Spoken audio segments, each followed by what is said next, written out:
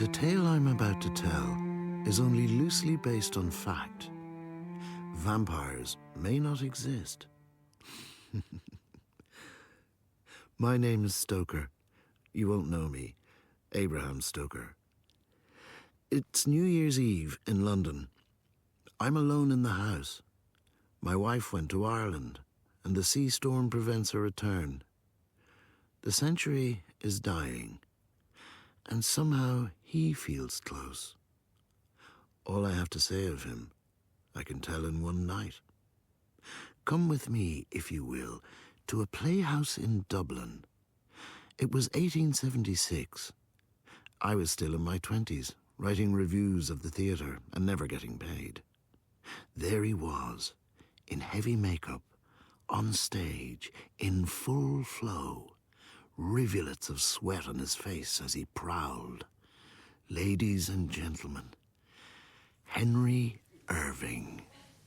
'Tis now the very witching time of night, when churchyards yawn and hell itself breathes out contagion to this world. Now could I drink hot blood and do such bitter business as the day would quake to look on.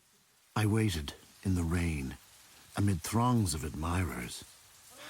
I see him still, being hurried from the stage door like a boxer from the ring. I hastened to the night editor's office.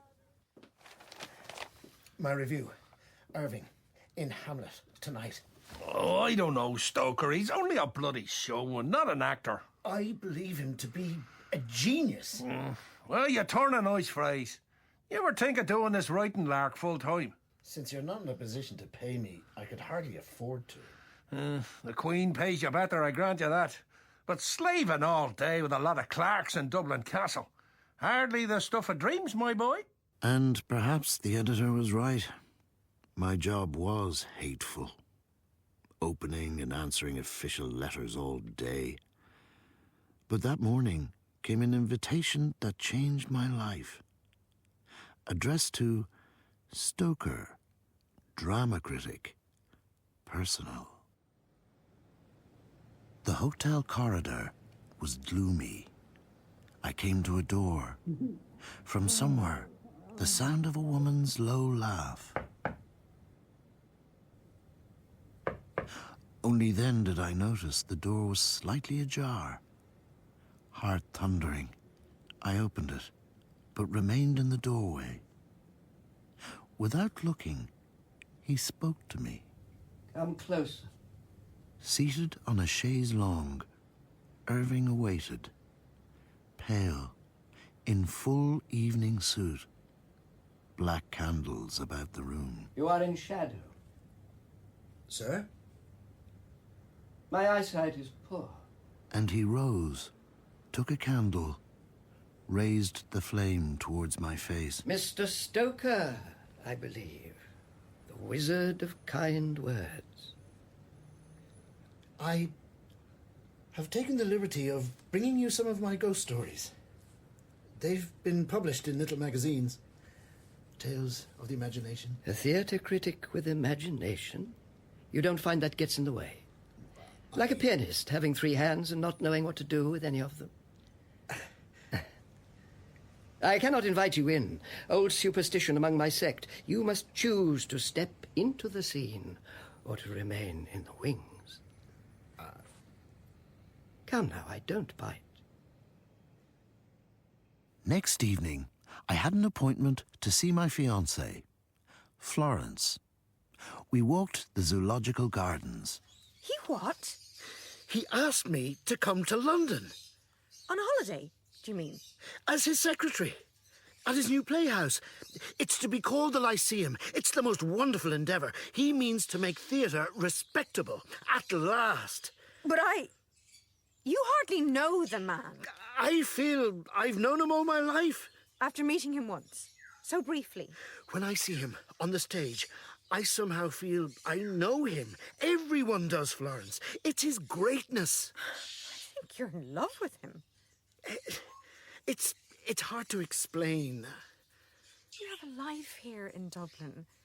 A steady job, a position, everything laid out before you.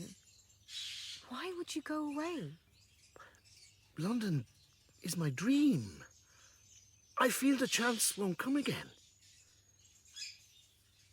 I had hoped, in a while, that we might be married. And not long after our marriage, we travelled to London, happy enough. March 1878. We arrived at the theatre, to a scene of utter chaos. The auditorium a forest of poles and platforms, carpenters, scene painters, upholsterers installing seats. Excuse me. I say, my name is Stoker, from Dublin. I am to be Mr. Irving's secretary. Fee-fi-fo fum, I smell the blood of an Irish Bram. Embrace me. The fresh aroma of the immigrant. Who is this pretty thing? You're here to apply as a hat girl, dear. See Mrs. Riley with your references. Mr. Irving. Henry, always Henry. Bad luck to call me Irving. A rose by any other name would smell as sweet. Henry, may I present to you my wife, Florence? Your wife? Forgive me, dear. I didn't know Bram was taken. And what a handsome couple you make, to be sure, to be sure. Such big eyes you have, as a wolf once said. I should have wept at your wedding, had only I been invited. We shall be great friends, you and I, practically sisters. You care for the theatre? I care for my husband and what gives him pleasure and happiness. Oh, a saint, not a wife. May I show you around the old ruin? The building, I mean, not myself. I have seen the stage already. Oh, the stage is merely the face, the eyes of the body. We need to familiarize with the innards, as it were. Come, to backstage. Chop, chop. We're not at our best just yet, as you see, but one rather likes the corruption. Purity is so dull. A young dog like you won't know Wills's play Van der Decken. I saw you play it twice in Dublin. The moment in the last act, when the ghost answers Tekla's question, Where are we? between the living and the dead. You see, the hero's dead, dear. What a queer idea for a play. One thinks of it always backstage in a theatre, for we too are neither living nor dead. A thought one finds strangely consoling. Offices up the stairs, dressing rooms to the left, paint room, prop room, gas room, carpentry. It's a delicious old maze, but you'll soon work it out. A manager must know his theatre. I rather hoped you'd accept the position. I couldn't manage a theatre, Then let it manage you. but I've absolutely no experience of anything like that. You fear new experiences. Well, how can you be a writer? Mr. Irving, that door at the end of the corridor, where does it lead? Best not to use it, dear. They say it's haunted. By who? By a pretty little Irish girl who asked too many questions. Come in here instead. After you. Isn't it wonderful? The rottenness. I call it my lair. This, my dears, is the beefsteak room, where in the old days the beauties of society London were, what is the word, entertained. It's a little shabby. Do you feel them? Be still. They're always here, I sense them. If these walls could talk, eh? Such seductions, such debauches. Many a virgin was ruined in this room. We'll make it glorious again, you and me, Bramsey. We'll have London gorging out of our hand. The Lyceum shall be our love child. Bram, When is your first show? 6 weeks tonight. I say, be serious. I am never anything less. You can't open in 6 weeks, or even 6 months. There's no cloakroom, no box office. There are holes in the roof. Give the audience umbrellas. But I know nothing about the place. How many seats do you have? Oh, how should I know? You disappoint me, Bram. Such littleness in a big bear like yourself. I need to study the company's principal assets and capital. You're looking at it. I meant the accounts, the books. Oh, here they are. Cheerless reading, I'm afraid. Like a play by Bernard Shaw. The keys of the safe. Your office is behind the stage. But a theatre this size would require 150 employees. We need to discuss... I go, look how I go, swifter than arrow from the Tartar's bow. Farewell.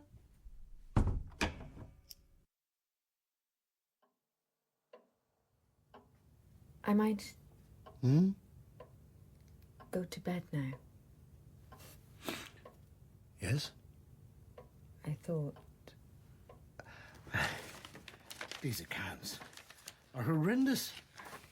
I've never seen the like. He appears to have borrowed from one bank in order to pay the rent and borrowed from 3 more using the loan as collateral. And the costumes, the carpentry, the upholsterers, the curtains. Come to bed, Bram. In a while. But Bram... my love... Be patient with me, Florence. Run along. Enjoy your rest. Yes. Poor, dear Florence. Instead of counting my blessings, I counted seats. 438, 439, 400... Mr. Stoker? Oh, no. Can you? 429. Mr. Stoker? Yes. My name's Harker. I wrote to you about a position as a master scene painter. Pardon? You asked me to come in for a talk. What? Would you like to see my portfolio? Can you count, Mr. Harker? I think so, yeah. Count every seat in this theatre. Consider yourself employed. Mr. Stoker, Mr. Irving says I'm to speak to you about the costumes. I was here first. We have no violinists. And the windows in the dressing rooms is broken. The width of lights. One at a time. Let us not be unruly. If you have a grievance, please approach me one by one and let me know of it calmly. Nothing can be accomplished if we shout one another down. Here is my hat! You will put it on your head. Only the person hatted has permission to speak. All other members of the company will listen in respectful silence. Now, let us go to rehearsal.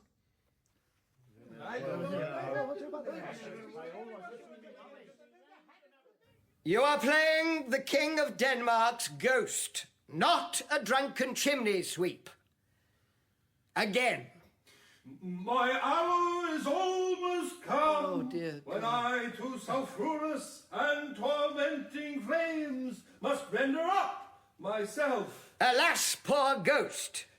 Pity me not, but lend thy serious hearing to What to I what shall unfold. I shall unfold. I shall unfold. Well, unfold, for the love of God. What are you waiting for, a bloody telegram? Mr. Irving, sir, I am sorry. If I could have a short break. 5 minutes, you donkey. Go and have a feed of oats. Come back here without knowing your lines, and I will slice out your heart. Go. A word. About what? Your wife has written to say her family would like to have tickets. Give them. I notice she's called Florence, like my own wife. What of it? Nothing, of course. Merely a coincidence. We are estranged, if you wondered. Was there anything else? We need more carpenters. Then hire them. We don't have the ready funds. Must you bother me always with such petty vulgarities? Can't you see I'm busy here? Must you all drain me dry? But We open in a week and the scenery isn't even painted. Am I required to do everything myself? a word of encouragement to Harker and the men would go across well. I pay their wages, don't I? I ain't their mother, dear. They may suck somewhere else for their milk. If you could have seen us. The chaos, the sweat. We opened with Hamlet. Nothing, if not ambitious. 10 minutes before we opened, we were still sewing costumes. And I, too, found myself in a role. Sergeant Major Stoker. Ridiculous. Stalls left. Ready, Mr. Stoker, sir. Stalls right. Ready! Grand circle. Ready, sir. Upper circle. Ready, Mr. Stoker. Boxes left. Aye, sir. Boxes right. Yes, Mr. Stoker. 7:30, gentlemen. Curtain in 32 minutes precisely. Thank you. You may open the doors.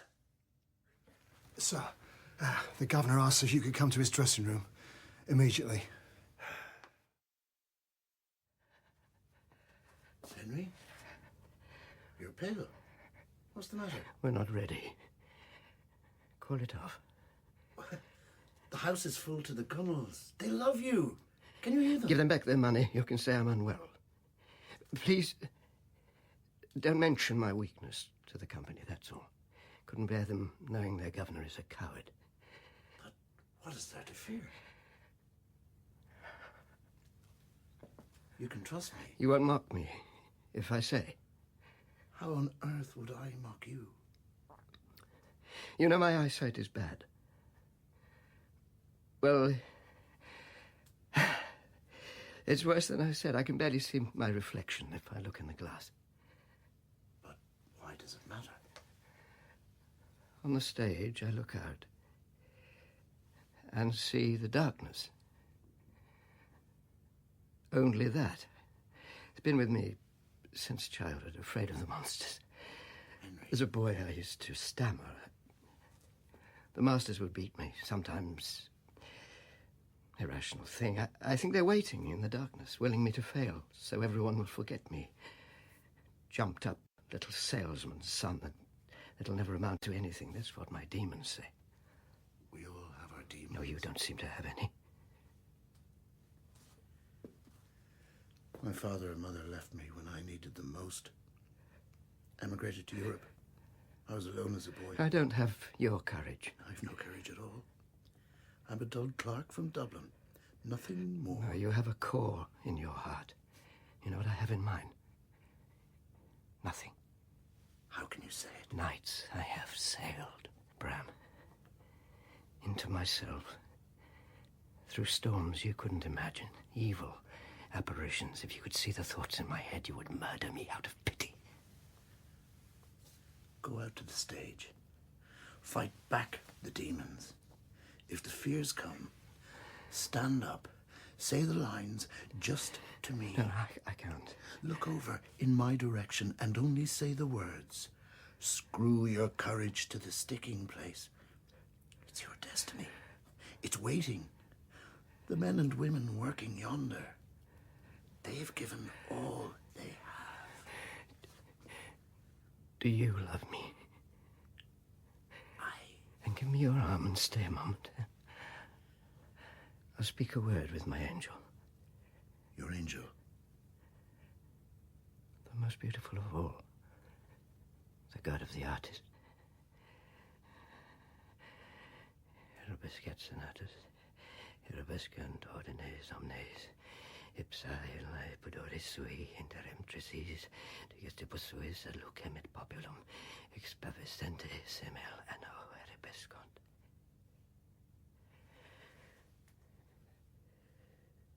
Death, oh glory. To be or not to be? That is the question. Whether it is nobler in the mind to suffer the slings and arrows of outrageous fortune, or to take arms against a sea of troubles and by opposing end them. Can't hear you, mate! To die? To sleep? No more? No more? You stuttering fool, Irving! And by a sleep to say we end the heartache and the thousand natural shocks that flesh is heir to is a consummation devoutly to be wished. To die, to sleep perchance, to dream, aye, there's the rub, for in that sleep of death, what dreams may come when we have shuffled off this mortal coil must give us pause. There's the respect that makes calamity of so long life. For who would bear the whips and scorns of time, the oppressor's wrong, the proud man's contumely, the pangs of disprized love, the law's delay, the insolence of office and the spurns that patient merit of the unworthy takes, when he himself might his quietus make with a bare button? Who would fathers bear to grunt and sweat under a weary life, but that the dread of something after death, the undiscovered country from whose bourne no traveller returns, puzzles the will, and makes us rather bear those ills we have than fly to others that we know not of. Thus, conscience does make cowards of us all.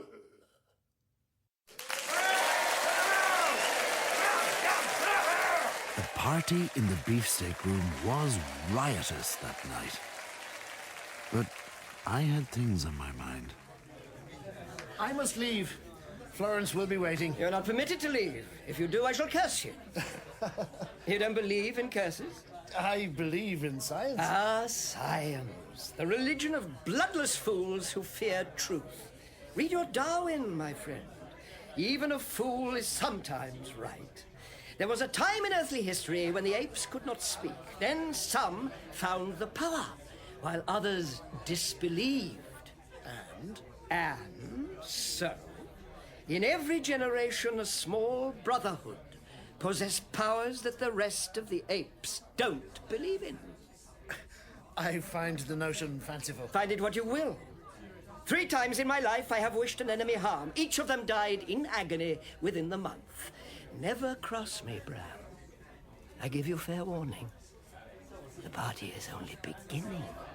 As I said, I can never go to sleep until dawn. Unsteadily, at dawn, I made my way home. In my hand, the morning editions. Magnificent opening of Irving's Lyceum Theatre. Triumph for Irving. He rises again. Bram, Yes. I was concerned at 6 in the morning. We had a little celebration after the show. It rather ran on. Everything went as you hoped. 1 or 2 little hiccups, only to be expected with so little time for preparation. You didn't get my note? I sent a boy with it last night. Oh, things were so busy, you see. I didn't open it, but thank you. For what? Well, I assume it was for luck. It was thoughtful of you. Bram, I sent for the doctor last evening. My love, what was wrong? I thought I was expecting a baby. But dear, that's wonderful. It turns out I wasn't. Dearest love. There. There, mustn't we?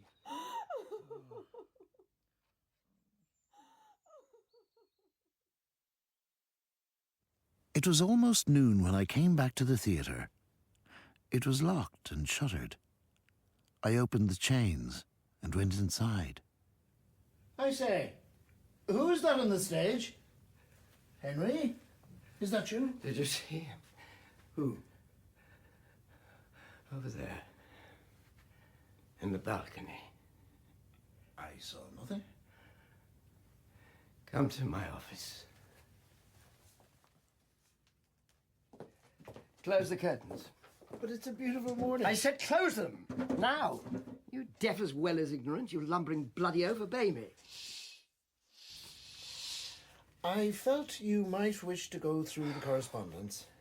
There is a letter of congratulation from Tennyson, a note from Oscar Wilde, another from Dickens. Requests for interviews from the Times and the Illustrated News. How should I reply? Nothing from the palace. I thought the Queen might have written.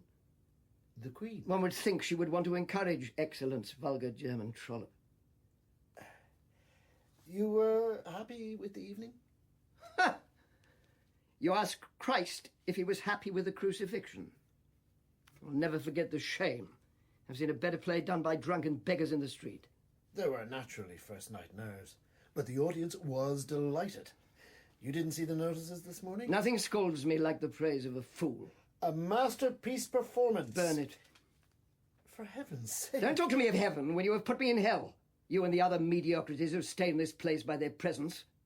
The company's performance, in my view, was of a high level. You are not in Ireland now. I do not accept your grubby standards. It must be perfect. Every night. Nothing less. That is a noble aspiration. It is not an aspiration. It is how it shall be. Anyone who doesn't wish to join me, there is the door. Only I shall have my pound of flesh before he goes. Where does this malice and fury come from? You dare to question Irving? No, it is you that shall answer. I see this rag contains a so-called story under your name.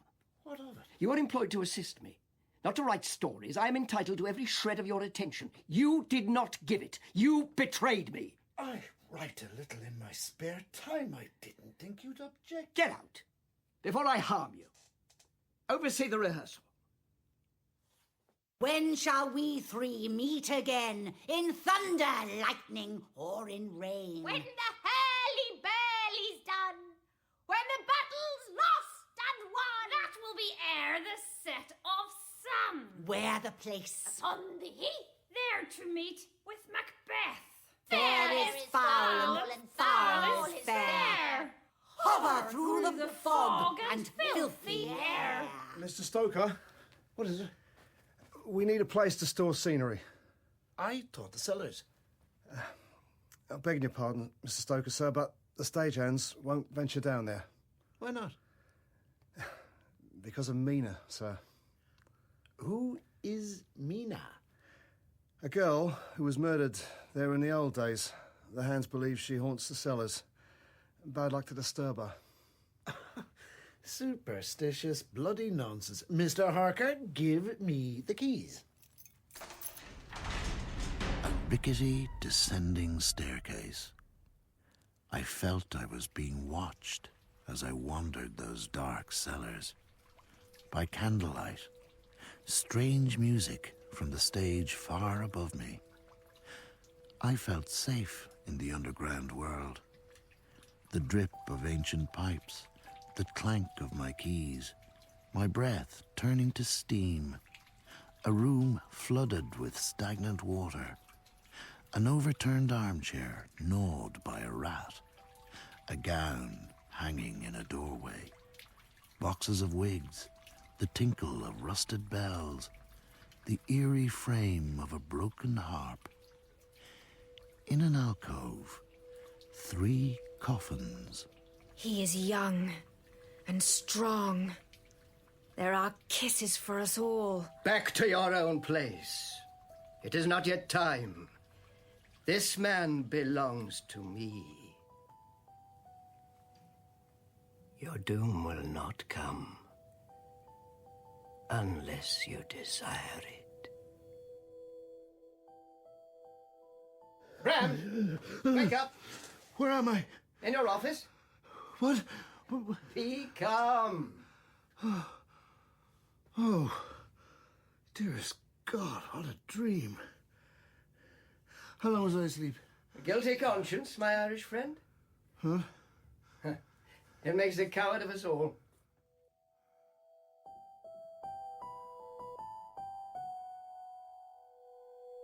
"10 years went by. I published a book, The Snake's Pass. The public could scarcely contain its indifference. On the ferry to work every morning, I gazed at the Thames, grey as a gull, dead as my hopes. And then came a year all Londoners will remember with horror, when murder stalked the midnights. £22, 3 shillings and 6. £22, 3 shillings and You make 8. a cracking play. What? The Ripper. We'd pack the bloody house every night. I'm not sure one can buy the performance rights of multiple murder. People love to be disgusted. Human nature, you see. Fear is money, my friend. As Shakespeare knew. I do not see that Shakespeare has anything to do with it. It's got everything to do with it. Look at the plays. Poisonings, suicides, mothers eating their children. Makes the Ripper seem a naughty schoolboy piddling in the vicar's porridge. I'm trying to count the takings. Pity and terror, Bramsey. That's what the Greeks said, the secret of drama. They knew a thing or two. The sordid depravities of the world are no subject for art. Oh, you breathtaking hypocrite. You are drawn to filth and horror like a worm to shit. Go on home to your little Florence, where you do your suburban duty, but you always suspect there's more, don't you, my love? Here is your so-called book, The Snake's Pass. Give me that. Excites you, don't it? To lift up the stone, see the maggots wriggle and gorge on the muck of your lust. You just don't have the language in which to express it. Must drive you insane with frustration. Stroked a nerve, have I, Bramsey? If we can get back to business, I would greatly appreciate it. We are not presenting a drama based on Jack the Bloody Ripper. The Ripper's not you, is it, Bramsey? Only you quiet types can be savage. You're much more sadistic than the extroverts. Harker was still with us. We became not quite friends, but allies. And I recall the day we went together to the stores I'd found for the scenery, under a shabby old railway bridge in a low part of town. We need a night watchman, sir. It's a rough quarter, this. There's £70,000 worth of scenery there. I've spoken to the railway company. They'll supply guardsmen as part of the rent. Makes a good spacious store, sir. How'd you find it? I walk London at night. Clears the head. You don't want to be doing that, sir. With what's happening in the East End. One of the girls, they found her just over there, in Bucks Row. I've a cousin, works at the mortuary. And he saw the girl's body. Said you wouldn't believe the things he'd done to her. Man's a monster, not a human. Queer to think we might walk past him any night on the street. I want you to erect a notice for me, John. No woman of the company is to go home unaccompanied after dark. By order, Henry Irving. Let's head back, sir. The storm's coming on.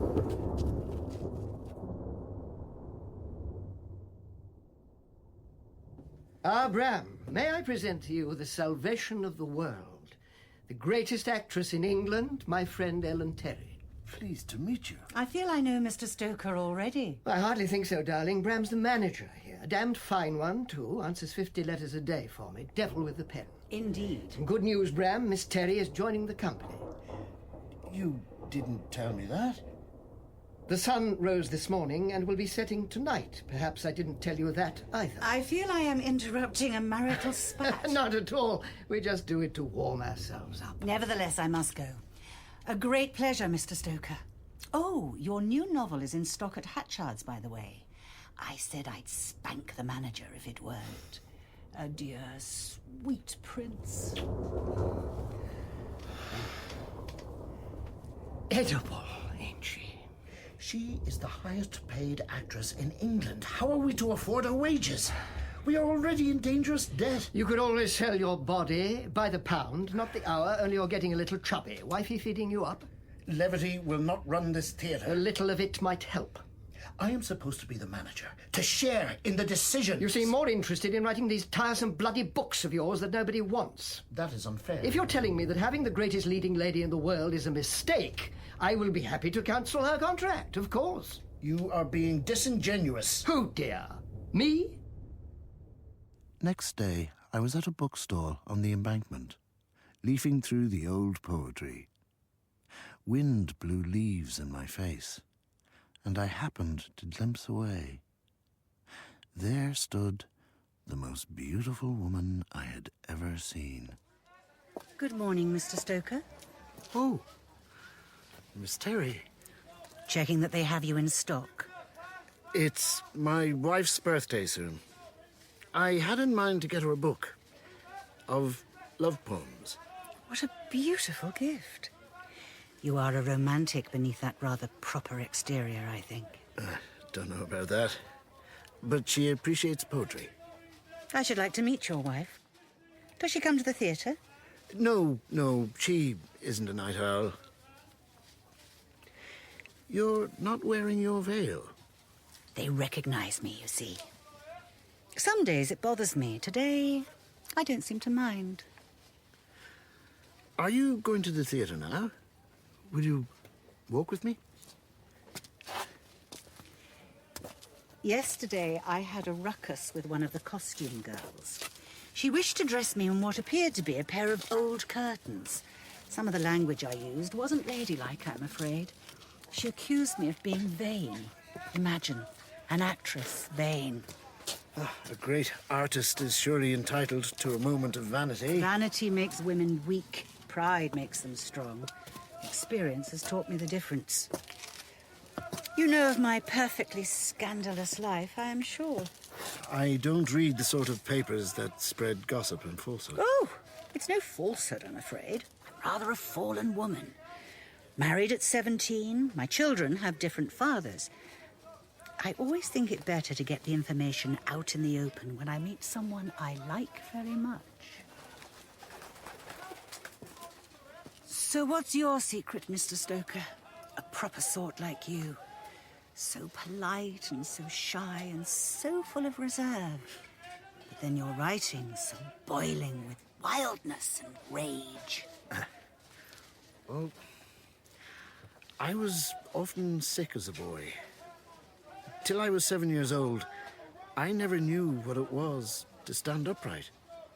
My mother used to tell me stories, the old Irish folk tales. I found it thrilling to be frightened in safety. Some of your work has kept me awake all night. Me too. I suppose you studied literature at the university in Dublin. Oh, mathematics and science. For me, it was theatre that opened the door. To literature, I mean. Then it somehow never closed. I think you are in love. Oh, perhaps. It's a little unrequited. How so? Oh, I had hoped when I was younger that writing would be my gift, that I might have success with it. But many are called, few are chosen. You are working on something new? An idea's churning around. Came to me a while ago. Probably nothing. May I ask your theme? It's a story of a monstrous aristocrat in league with the devil. An evil man of ferocious arrogance. He sucks people dry. Wonder where you found the inspiration for that. Yes. You blush when you speak of your work. Like a lover about his girl. To tell a story to another. To touch another person. Someone you never met. That hope, it moves me. And words themselves are so beautiful.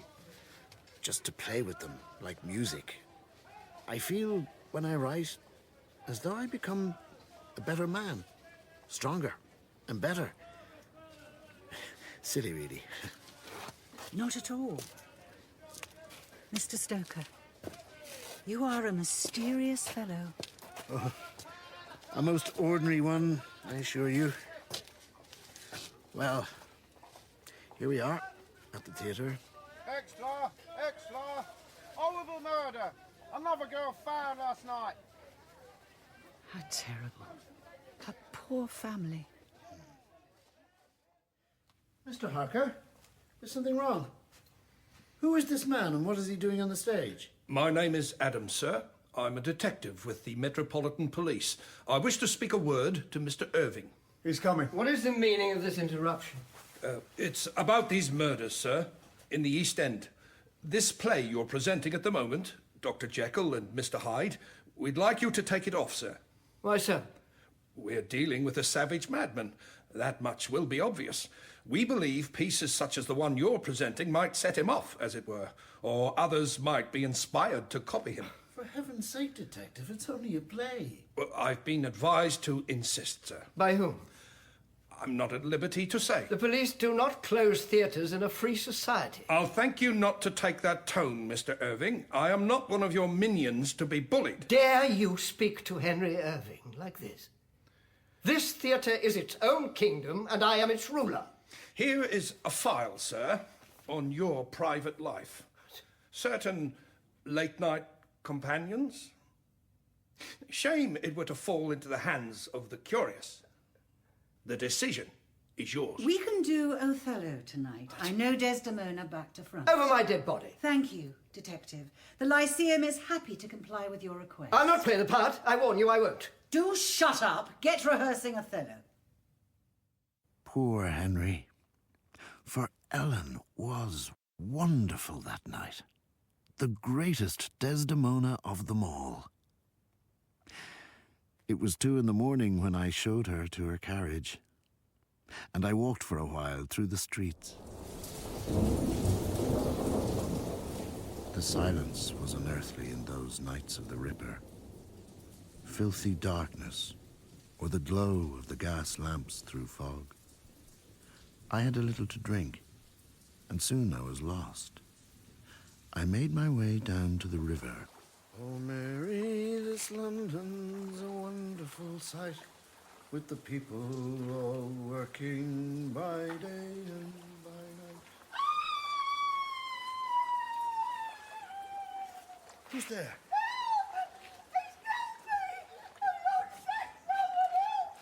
Miss, just a moment. Help is coming. Just a moment. I am coming. Hello, Marjorie. Oh, Jack. His hands about my throat. I fought for my life. Suddenly, he released me. So now you know all. I imagine you suspected. It's the evil in me, isn't it? That drew you like a flame. I can't help myself, Bram. I need to spill their blood to think of all London talking about me. It was too much to resist. Every killer is a performer. My greatest role.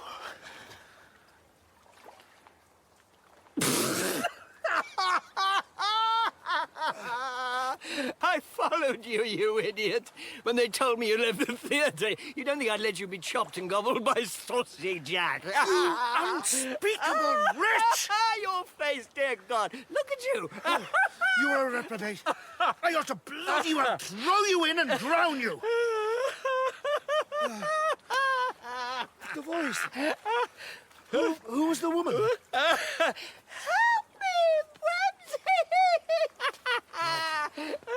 me, Bram. Bram, you're not leaving me here, are you? Bram! I've paid the wages, arranged the auditions, spoken to the manager of the bank, and there is a reporter from the Times outside. Have him killed and fed to my dog. He ain't fussy what he eats. The publicity would be useful in selling tickets. Bugger your tickets, let them come or not. Without tickets being sold, there is no Lyceum Theatre. It's always the same tedious questions. Blah, blah, blah. What do you think of Shakespeare? How do you put together a portrayal? Well, how do you? I look at the people around me and I steal. How else? You steal? There's a limp, my former schoolmaster, a squint, my uncle, a nice old man, Tennyson, a murderer, Shaw. You see? To watch is meat and drink. People are food. Open that drawer. There, fetch my sketchbook. There, you see? Their mannerisms, habits, things about their accent. How a character walks and holds himself is as important as his words. The way he lifts a glass, his laugh, his hands.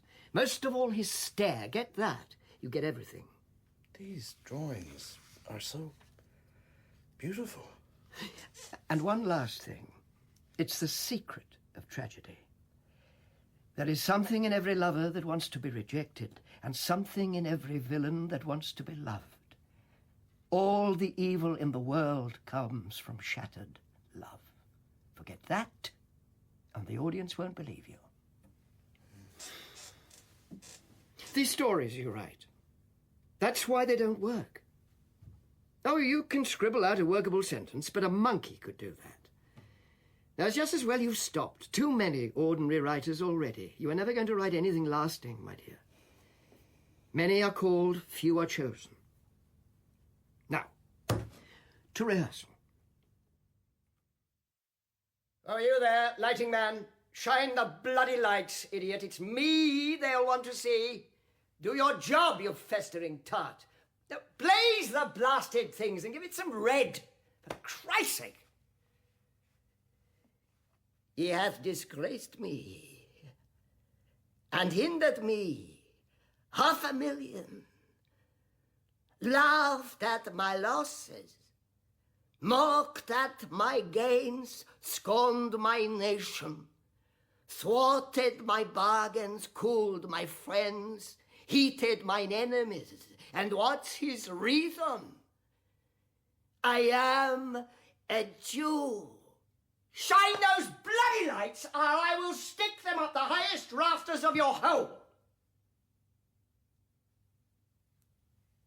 Hath not a Jew eyes?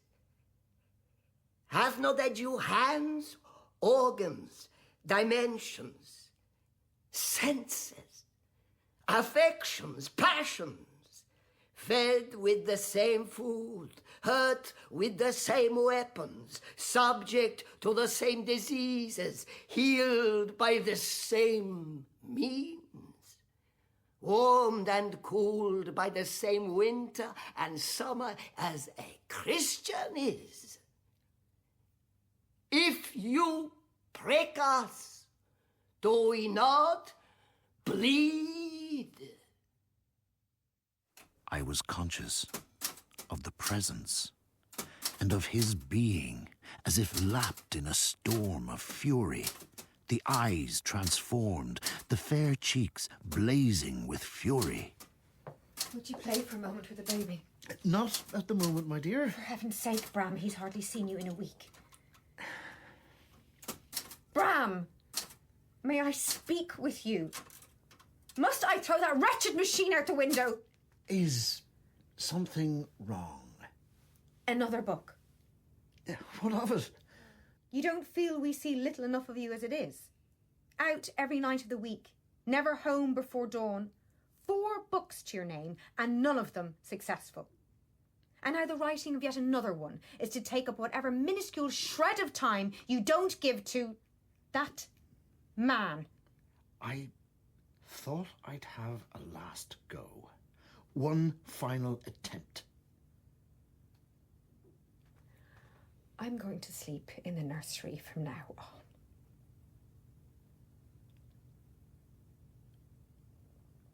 You don't mind? Of course. If you wish.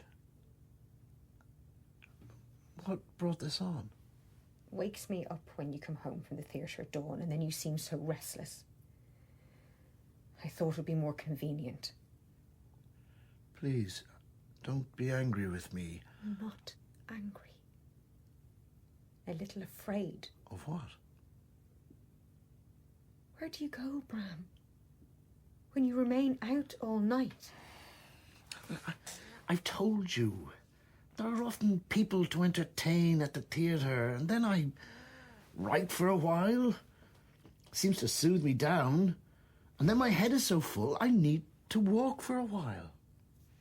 Where do you walk? About London. I've heard it said that Irving and his wife have not lived together in some years. Why is that? How on earth should I know? I've never had the effrontery to ask. You know what they're saying about Oscar Wilde?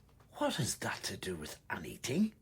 That he goes about with boys. That he flaunts what he is. A flamboyant man attracts rumours, but... Don't humiliate me, Bram. That's all I ask. I'm not that sort of man, as you must surely know. All I know is that there's a hidden part of you. I used to think you would reveal it, that we might live there together. But now I know we won't. What balls you talk, Bram? It can be done, I assure you. Electricity on the stage. You are living in a dream world. Isn't that what we're supposed to be doing? There is electricity at the Lyceum already. It is called Henry Irving. Sweet Christ, the third person, such self-effacing modesty. Modesty is for virgins, dear. You should give it a try. If we don't patent this effect, someone else will use it, mark my words. Let them. I need no gimmick. I'm told Shaw is very interested. How does it work? It's a system of batteries and metal plates held in the hand. If you study this sketch I've made, you'll see what I mean. Balls to your bloody sketches, show me. Pick up your sword. If you're wasting my time, I'll run you through. Touch mine. Bloody Fenian Irish madman, you tried to kill me. Do it again. Touch my sword. Oh! You genius, Ramsay, I hate you. Run into the heart, Bram, if you can find one, that is. Steady on. See, it's only a play. Oh, Wilde is coming tonight.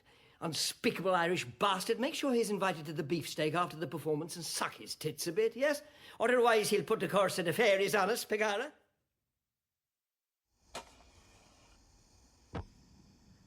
Still here, Mr. Harker. It's 4 in the morning. It's a ghost light, sir. Old tradition. You always leave one light burning when it's time to go home, so the ghosts can perform their own plays. Would you rather I put it out, sir? No. Leave it, Mr. Harker. We all need the ghosts on our side. The governor about? In his office with Miss Terry. He said they weren't to be disturbed. Oh, that wouldn't apply to me. Don't worry. Absolutely beautiful, this garden. I say, you two, let's... excuse me for interrupting. We were rehearsing a scene. Bram?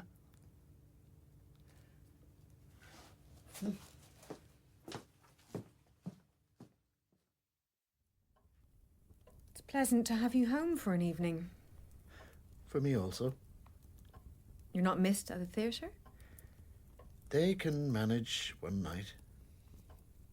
Is something wrong, Bram? You seem preoccupied of late. Nothing at all. I saw your book this afternoon in Hatchard's on Piccadilly. The man said they'd sold 4 copies.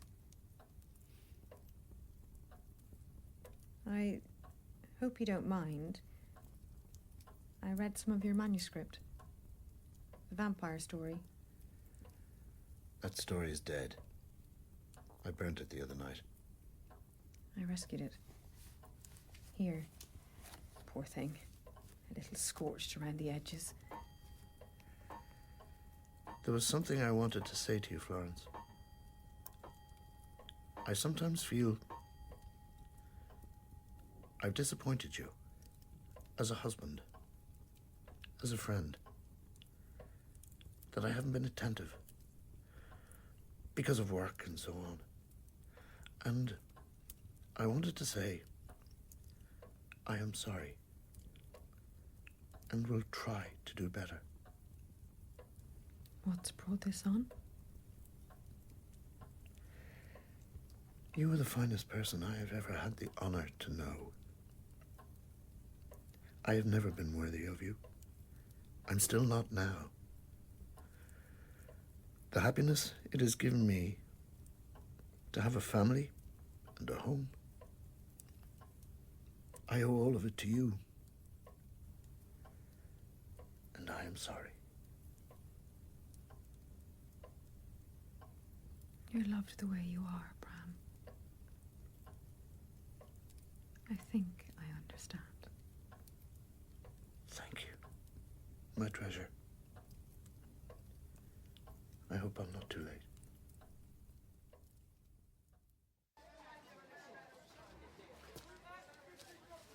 I've not seen you in a while. Things have been busy. I got you something. For your birthday. A notebook. I thought you could fill it with your beautiful words. I'm not a true writer. It was only a delusion. A vanity. One day you will write a story that will stop the world on its track. An immortal book, Bram. I know it. I feel it. You were wrong. Now I must return to work. If I gave you the impression we could be more than a friendship, I am sorry. I didn't mean to do it. I was so fond of you, I slipped. It would be very wrong of me to give in to the feelings you describe. I'm a married man, Ellen, with responsibilities. Do you think I don't know? If you weren't, dearest Bram, then you know what I would feel. So is he, by the way. Married, I mean. He doesn't live with his wife. He hasn't for years. Bram, I am married too, as I think you know. Unhappily, yes, but it doesn't excuse me. I don't have your nobility. I wish I had. The heart seems to want what it wants, alas. Alas. Do you hate me? I never could.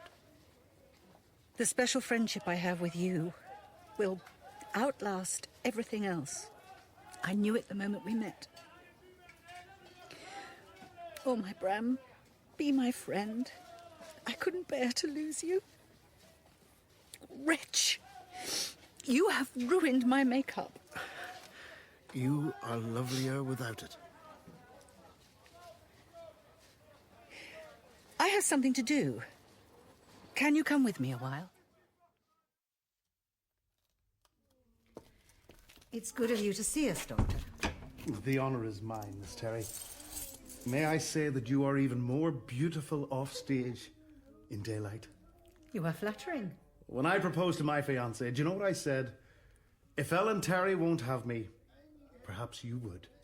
How perfectly charming. There's a reason for your visit here to the asylum. I am to play Ophelia soon. I thought it should be useful to see people who are mad. They've plenty of them here, of every condition. What is Ophelia's, would you say? Interesting question.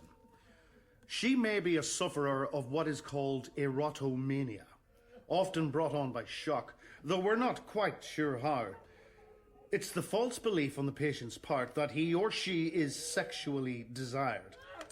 Take the patient in this cell, for example. He is what is termed a zoophagous maniac. It means he catches insects and swallows them. Why? Well, he believes they will give him eternal life. It's a common enough delusion. Some would say even religions borrow from it, eating the body, drinking the blood, and so on. The poor soul. Will he ever be released? Alas, his condition has a character that makes it progressive. From eating flies to eating spiders, then birds, even rats. Often fancy he's licking his lips a bit when I pass by his cell, eh, John? The master is coming. I am only his servant. The master will live forever. Might I shake him by the hand? I don't advise that. My master is waiting. He has come from afar. I drink of their blood that so he may live. I wrote those words in my notebook. I do not know why. Poor Renfield, my muse in chains. Nor was he the only soul in a prison. Back at the theatre, we all were. But, Mr. Irving, there is a long-established way of doing the costumes for Macbeth. Don't say that in a theatre, you bloody fool. It's the Scottish play. Don't you know it's bad luck? These costumes have been most successful in the past. The Lyceum is the future. The tartans are all authentic. You may go and toss your caper. This is not a bloody barn dance. Boys, I've had these specimens made up from my own design. I want Iceland and Vikings. This is a play about savagery, not a bloody box of shortbread come to life. Have you even the faintest idea of what those costumes will cost? You're being a clerk. The clerk who runs this theatre. You do not run this theatre. Drill it into your skull. It's the name of Henry Irving over that door every night. My point is that I have the responsibility of balancing the books. If that is not done, there is no theatre at all. We cannot go on with productions of Napoleonic flamboyance. The bank is at our throats every day. You bite the hand that feeds, Bram, and I warn you, I tire. I am merely... Then go, or stay, whichever you will. The lukewarm I shall spit from my mouth. There is no need to speak to me in the manner you do, to degrade me. I think you'd rather like it. You're insane and ridiculous. I pity you, Henry. Then why are you still here? No, don't go. Bram, forgive me. Old love, lately I've been drained. You must stop draining me. Let's give it Guns blazing. That's all I meant. Did I tell you my idea? Come on, come. If you give the reporters a word or two, they've promised to leave. Ah, gentlemen of the press. You know one's every move, and you hunt in a pack, I see, like rats. Why are you going to Scotland, Mr. Irving? In the coming season, we intend to give London a production of Macbeth. That is a play by a new author you won't have heard of. I am leading the company to the Highlands so that we may look at the landscape. Why would you want to do that, sir? Because Macbeth is not set in Piccadilly. Right, that pack of bastard reporters will be on the next train to Edinburgh. By then, we'll have arrived at where we're really going. Where? Whitby, in Yorkshire. Gloomy little dump, but we'll liven it up a little. Now, who'll give us a song?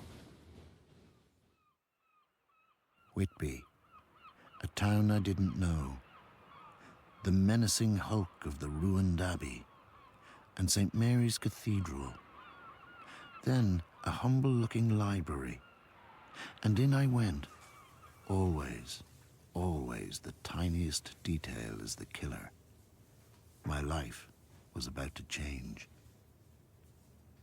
I browsed the shelves a while, a strange fire in my mind. Usually there is peacefulness in any place where old books are gathered. Not here, not at all. Mist seemed to curl at the library windows. As though led by some force, I reached towards a book. An account of the principalities of Wallachia and Moldavia by William Wilkinson. It fell open at a chapter called Vlad Dracula. All night I wrote. I wrote as one possessed, my perspiration dripping onto the pages. Images of Ellen as Lady Macbeth. Images of him. I would, while it was smiling in my face, have plucked my nipples from his boneless gums and dashed his brains out. Turn, hellhound, turn! The castle of Dracula now stood out against the red sun, and every stone of its broken battlements was articulated against the light. As we looked, there came an explosion, a terrible convulsion of the earth, so that we seemed to rock to and fro and fell to our knees.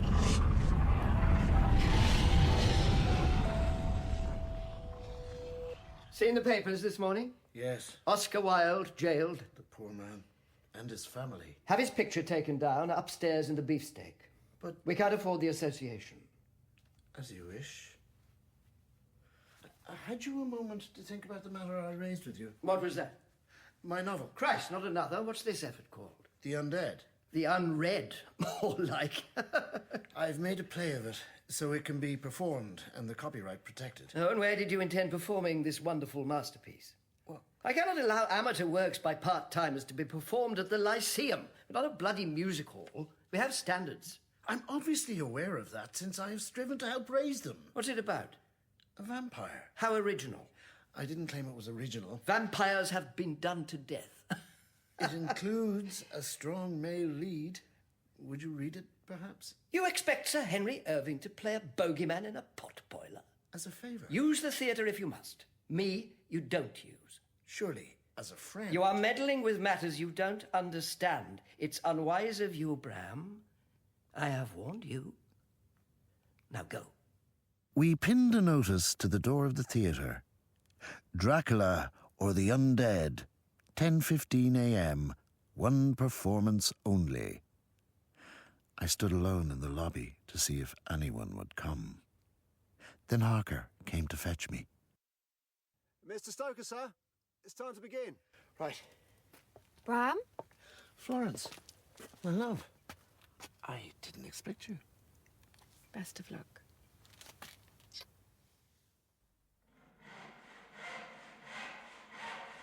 Yes, I am Count Dracula, my curious friend.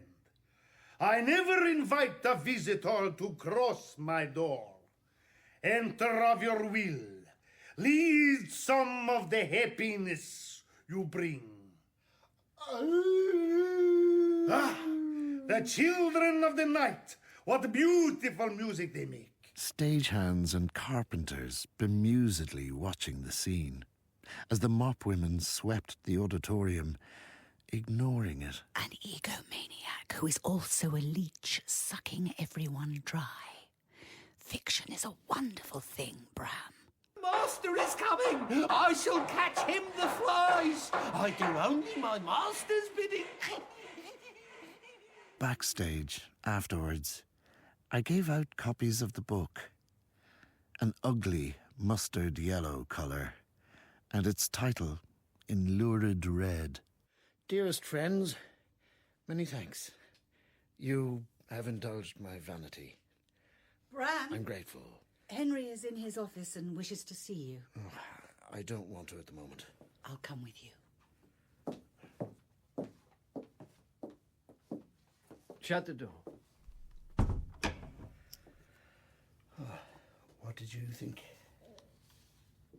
Better not to discuss it. Bram would obviously value your judgment. Very well, if you insist. I thought it filth and irremediable rubbish. From first to last. This is what you've learned from your years at the Lyceum? Where Shakespeare was God, where beauty was our aim. You should be ashamed to have ever vomited such trash into the world. That, sir, is what I think. Tell the stagehands to get that set down. Now the pantomime is over. We've a play to perform tonight. How dare you talk to any man like that, let alone your friend and fellow He's a artist? little Irish clerk. That's all he ever was, Ellen. These pretensions to literature are the curse of his countrymen. Every one of them thinks he's a poet, as does every other savage in the world. My theatre is penniless, and he's writing his stupid stories. I wish to Christ I'd never laid eyes on him, if you want to know the truth. He's held me back, that's what. You would be nothing without him. This place would be a ruin. He has given you nothing but service and love all these years, and this is how you reward him. Some are born to serve, that's what they're for. You arrogant pig! How dare you speak of Bram in that way? He is more of a man than you will ever be! Then go to him! God knows, you've not been selected before. Take that, you filthy dog. You're a coward and a bully, and your cruelty is vicious. Enjoy your revenge, Bram. I hope it cures your envy. Bram, ignore him. Sir, come quickly. Fire at the scenery store. My life's work! You have killed my very children! I told you! The curse of the artist always works. Maybe now you'll believe me. You murderer! What are you doing, Bram? Packing my boxes. Will you see him? Nope. Please, Bram. For me. He's had such a dreadful shock. I fear for his sanity. You know what he is like. Headstrong, stubborn, saying things he doesn't mean. He may say them elsewhere. How so? I'm leaving the Lyceum. It's better. For everyone. I intend to return to Dublin. With my wife and our child. That would sentence him to death. He wouldn't last a year. I have failed. Failed. The theatre is almost bankrupt. I begged him not to insist on such flamboyance and expense. Every word I said, he ignored me. Always. Our plays are burnt. We are led by a madman. For this I left my country, ruined my marriage, my happiness, missed the hours when I should have been with my child at home. Your writing is your country and marriage. Is it no consolation? No, it is no consolation. Forgive him, Bram. I beg you. He needs you so badly. Send one of the stagehands if you would, Ellen. I'll be in the cellar, clearing my belongings.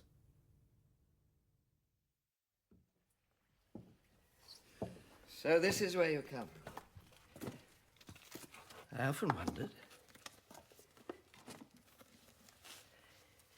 I thought you should know I've sold the lease. I'm closing the Lyceum at the end of the season. You had no right. Perhaps not. What's done is done. And the actors? And Ellen? They will find other work. Do your arrogance and insensitivity know no bounds whatsoever? I have cancer of the throat, Bram. The surgeons are certain my voice will go first. To a gasp, I'm told.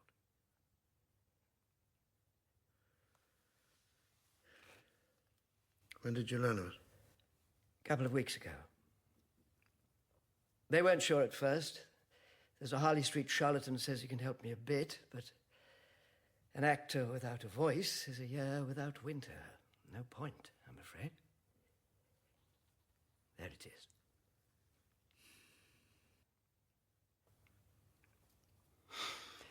I could live down here with the rats and the spiders. You could find me a coffin to sleep in.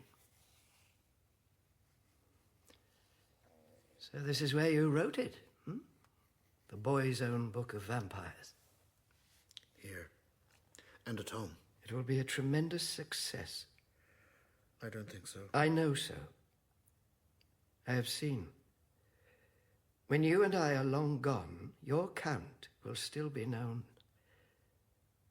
Like Judas. No. I liked how you named your hero after our scene painter. Mr. Harker, and the other little references. The scene in the asylum, and so on. Watching all of us, weren't you? We were grist to your mill. Who's the ripper now, old thing?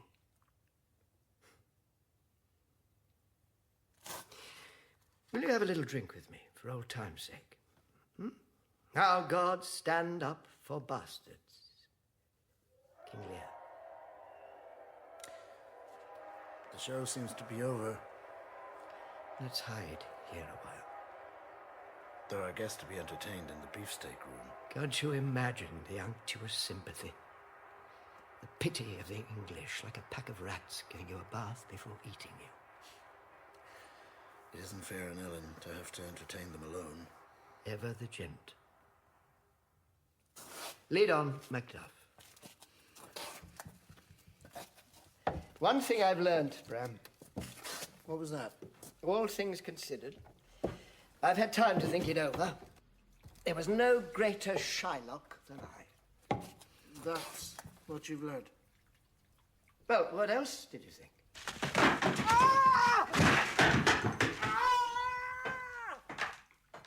And after his fall, it is strange, my memory begins to fade. Not all that long afterwards came his farewell tour. We played little towns in the north, in Scotland and in Wales, and finally that night in Bradford. I see him in memory, leaning heavily on his walking stick as we approached. In the theatre's windows were notices, "Farewell, Henry Irving." Henry? Hmm? Shall we go in? Ain't we early? I thought you'd like to settle in. Take a look at the stage, as usual. A little lost today. Don't know why. Would you prefer to go directly to the hotel? And dine? You know what I'd like? To take a walk on the moors every time, do you think? Certainly, if you wish. There's Haworth in the distance, where the Brontes lived. They were paddies like you. Were they? Father was born in Ireland, buggered out of it, of course, all the best ones do. I love madmen and bitches. Always thought it would make a cracking play. Wuthering Heights, you know? What a thing. With me as old Heathcliff, monstrous bastard, and Ellen as Catherine. Her fire, you know? Never got around to it. Should have. Perhaps it isn't too late. Ah, Heathcliff on a walking stick with his cocoa before bed. Withered grey balls and a nightshirt. Be nice if Ellen were here with us. Like old times, eh? Yes. Ah, I've been given so much. I can't complain. But it wasn't given to me to have a happy marriage, nor was it given to Ellen. And I sometimes wonder, Bram, if it was given to you. You're so loyal to your wife that you never discuss it. Well, hardly at all, in 30 years of our friendship, but I do sometimes wonder. I hope you've had happiness. Every marriage looks strange from the outside, no? I suppose. We married hurriedly. She's a very fine person. So kindly and patient. We just didn't get on. But she is the mother of my child. I owe her so much. For me, the only family I ever had was at the Lyceum. You, Ellen, all our children when they'd come in. It's funny. It's those hours I remember now, not the performances or the applause. Of course, so much of everyday life is performance.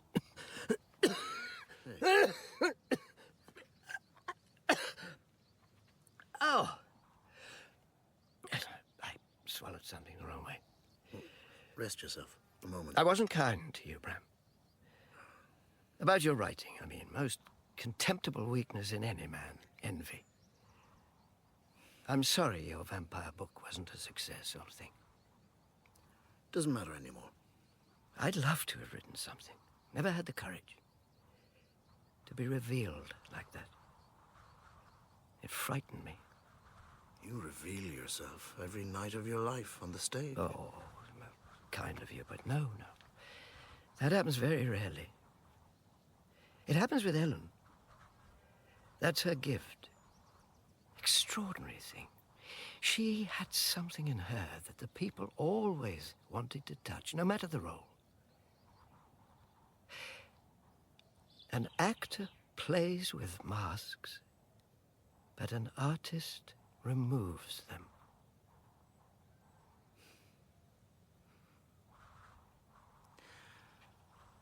It's getting dark.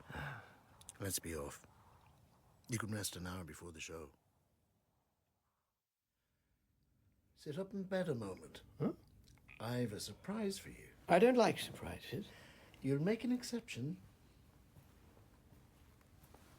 Who is that? I was playing in Leeds last night. Our friend sent a message that you were here. But soft what light through yonder window breaks. How marvellous to see you, old darling. I can only stay a moment.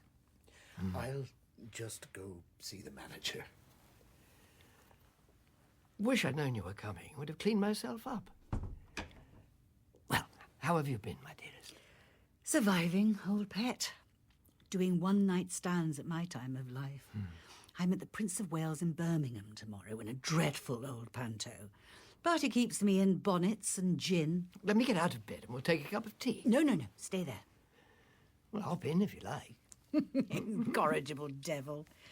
I'm rather tempted. You look so well. Oh, my sweetest old minx. You tell such pretty lies. What's this nonsense I hear about you not looking after yourself properly? No. I find it hard to sleep now. That's the curse of it all. What I'd give to close my eyes and know that peacefulness again. It's strange what we long for in the end. So, your farewell tour. I don't believe it for a moment. Another ruse for rustling up interest, you fraud. They'll never allow you to retire. But even if you did, what a wonderful career you've had, haven't you, darling? Yes, a wonderful life of work. What have you got out of it, do you think? You and I are getting on, as they say. Do you ever think sometimes, as I do, what have you got out of life? A good cigar, a glass of wine, and some merciful friends. And a tiny little slice of immortality, of course. How so? Oh, my dear, you forget. You are talking to the undead.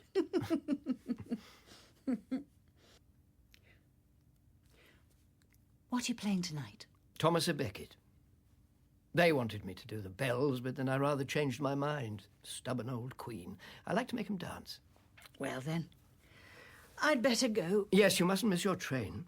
There was always a bloody train to catch. Wasn't there, my love? I believe I've spent more time on trains down the years than I ever did on the stage. Yes. I missed one or two of them. This one, you caught. Get thee to a nunnery. Good night, sweet prince.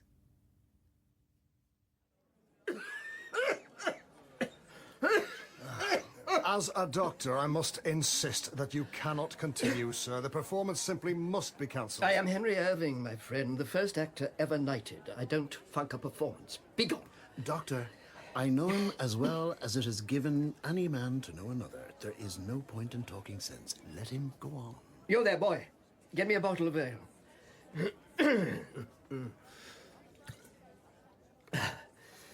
This is the North.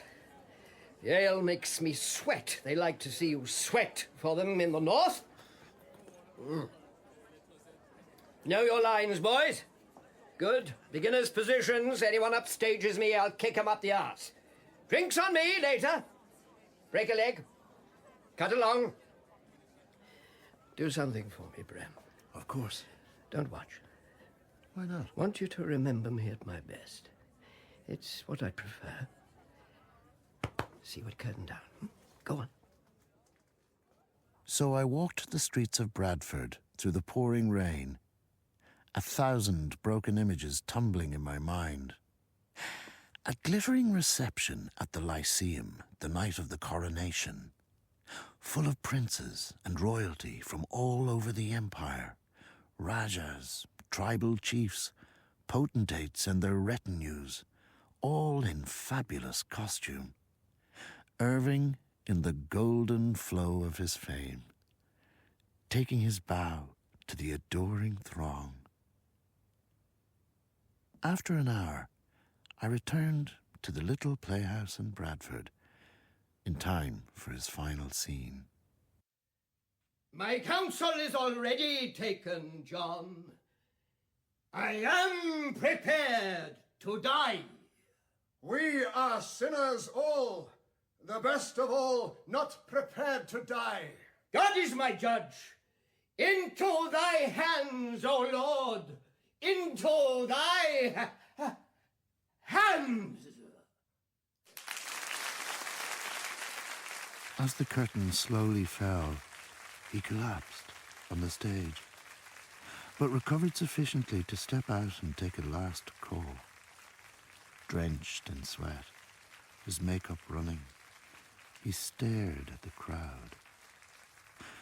I stepped out from the wings to help him to the dressing room, where he gazed into the mirror, a worn-out shell.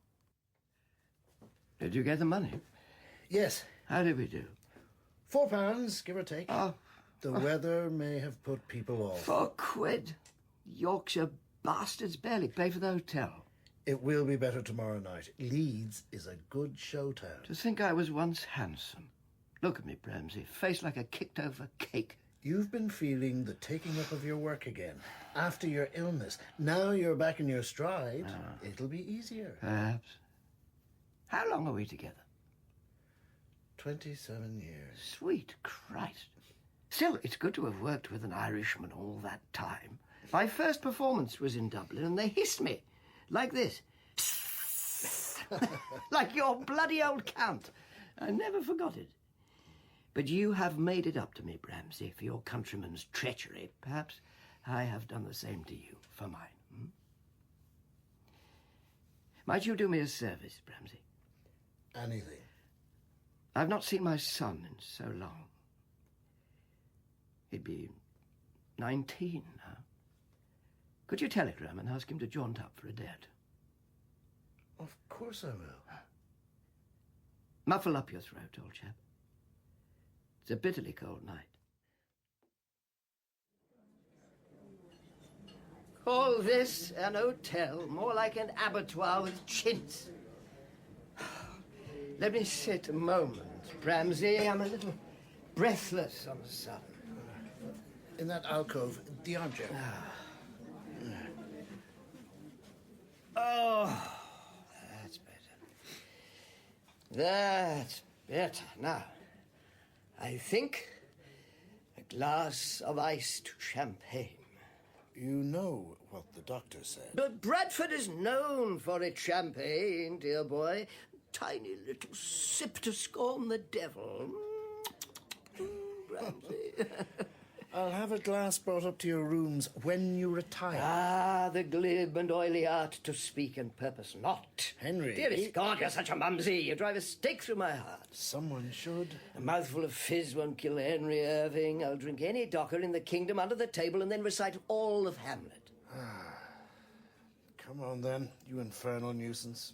Into the lounge, over there. Oh, go and fetch it for me, Bramsey. I like to sit and watch the people. It's research, don't you know? People of food. Just a single half glass, mind. We've an early train in the morning. I'm going to the bar. Don't move from here. I sent the telegram, by the way. Henry. Henry? It's Bram. Henry? Fetch a doctor! Someone help! His coffin was the most majestic I ever saw. Massive, draped magnificently in bay leaves and lilies. It was carried into the packed cathedral to the sound of a soprano and choir.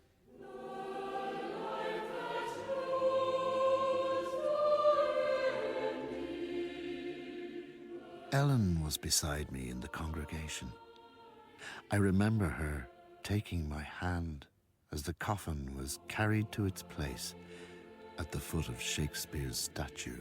Upstaging to the last. It was as seeing a montage of the old bastard on stage, raging at the crowd during our first night of Hamlet, fencing with Macduff, sparks flying through the air, rising from the trapdoor, sneering like the devil. That night, all those years ago, in Dublin, when you visited his room. Yes? What happened, my love, to make you give up so much for him?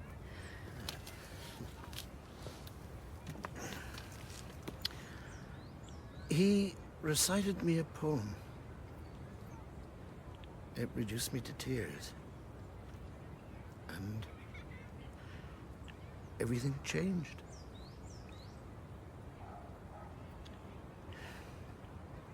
Bloody bastard.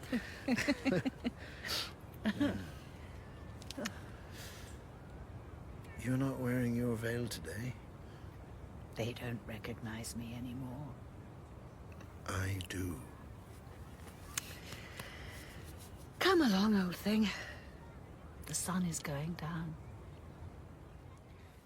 He was the greatest actor who ever lived. And he'll never be forgotten. I wrote a book that disappeared, which nobody will ever remember. Life is strange, but beautiful too. At moments, very beautiful.